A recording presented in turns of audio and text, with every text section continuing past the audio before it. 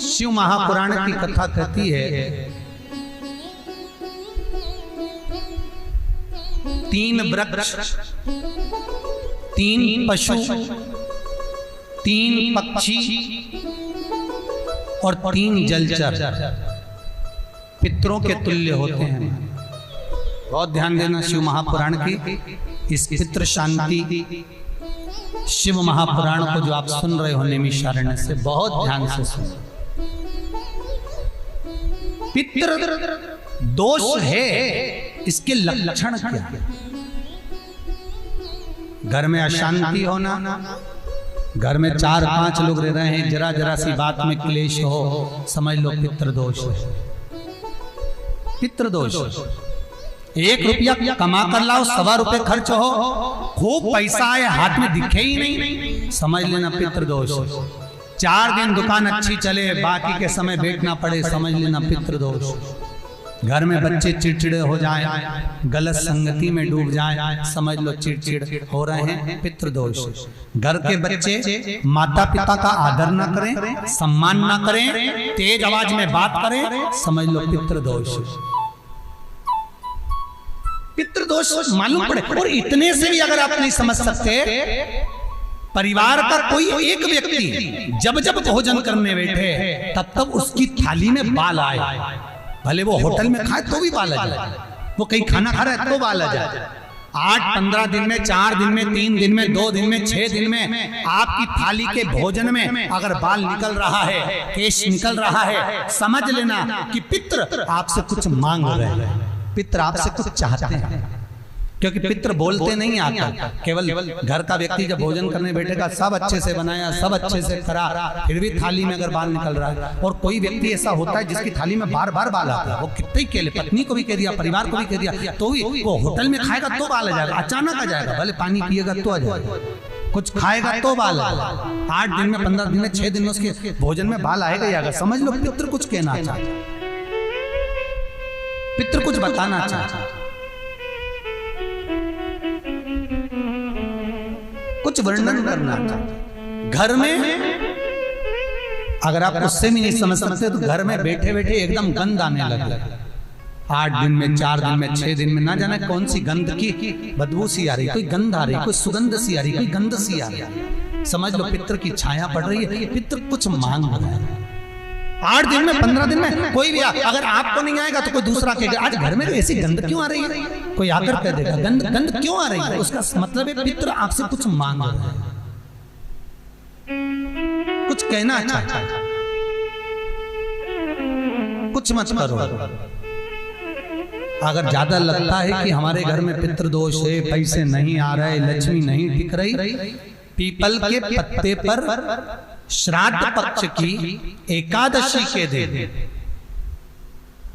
और द्वादशी के दिन पीपल के पत्ते पर शहद की 7 बिंदियां लगा दीजिए, उसी पर चंदन लगा दीजिए, 7 आखे चावल, सफेद चावल उस पर रख दीजिए, एक जौ, थोड़ी थोड़ी काली तिल उस पर रख दीजिए। अपने पूर्वजों का नाम लेकर, पितरों का स्मरण कर कर, गोत्र बोलकर, नाम बोलकर बहते हुए पानी में उस पत्ते को छोड़ दीजिए।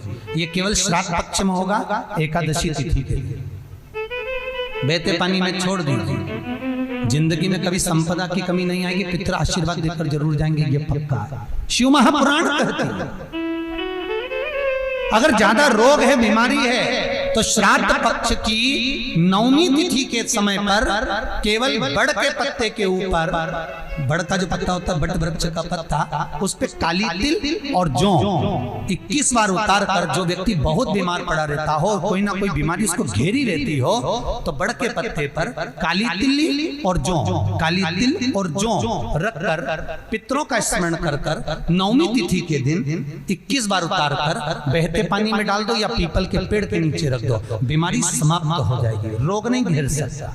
अगले श्राद्ध तक लिखकर रखना कि किस तारीख को करा, किस तिथि को करा, अगली तिथि तक जानना, आपको रोग नहीं आएगा, बीमारी नहीं आ सकती, कष्ट नहीं आएगा। शिव महापुराण का भाग, भगवान शिव आनंद की राशि। तो 3 वृक्ष, 3 पशु, 3 पक्षी और 3 जलचर ऐसे हैं जिनको पितृ माना है। तो 3 वृक्ष कौन कौन से हैं? शास्त्र कहता है पहला पीपल, दूसरा बरगद बड़ और तीसरा बेलपत्र। इन 3 वृक्ष के नीचे श्राद्ध पक्ष में पितरों का निवास हो जाता है। इन 3 वृक्षों के नीचे 3 वृक्ष पितरों के तुल्य हैं। पहला पीपल, दूसरा बट वृक्ष, तीसरा बेलपत्र का वृक्ष। बेलपत्र का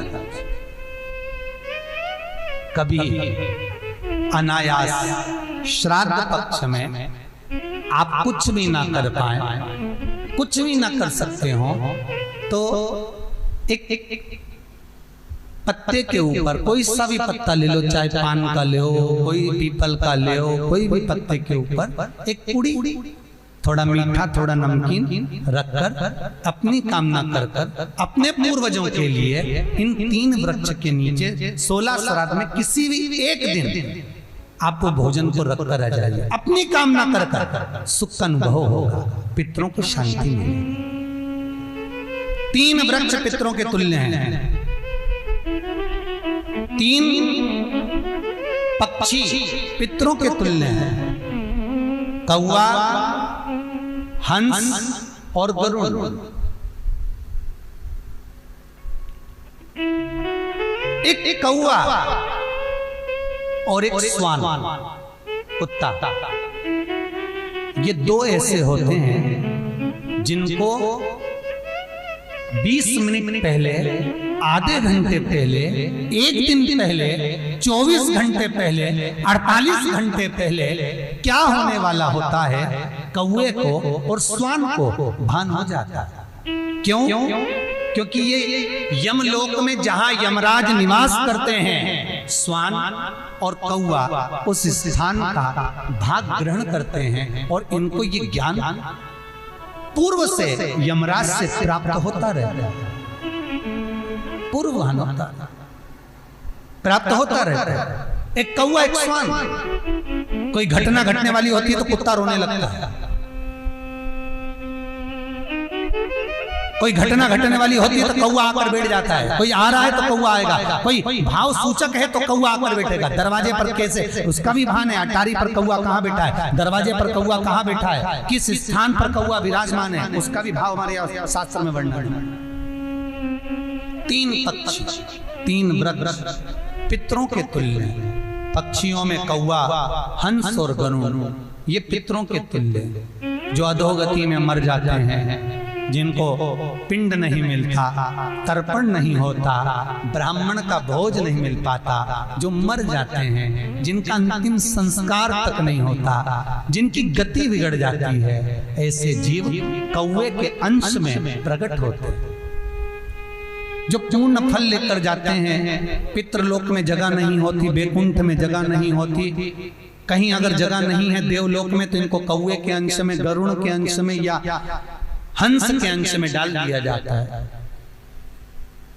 महाराज फिर अगला वर्णन किया, 3 पशु, कुत्ता, गाय और हाथी, ये पितरों के तुल्य होते हैं। शिव महापुराण की कथा कहती है अगर श्राद्ध पक्ष में गया नहीं जा सकते तो गाय के मुख में गयासुर ने वर दिया था कि गाय के मुख में अगर कोई गया नहीं आ पाएगा तो गयासुर 16 दिन गाय के मुख में निवास करेगा। और गाय के मुख में श्राद्ध के समय पर अगर कोई रोटी देगा, श्राद्ध के समय पर जो भाग देगा उसको गया जी में पिंड करने का पुण्य फल प्राप्त होगा। ये गयासुर का वर गौ माता के लिए था।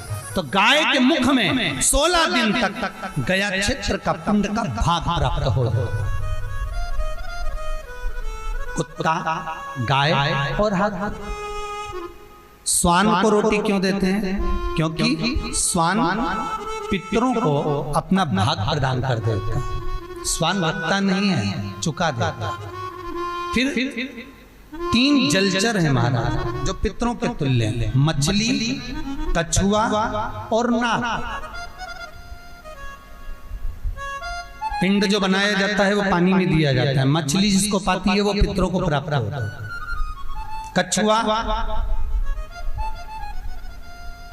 श्रावण के इस 16 श्राद्ध के अंतर्गत कछुआ यदि आपके दिए हुए भाग को पा लेता है तो वो जीव उसी समय पर तर जाता है। और महाराज नाग वो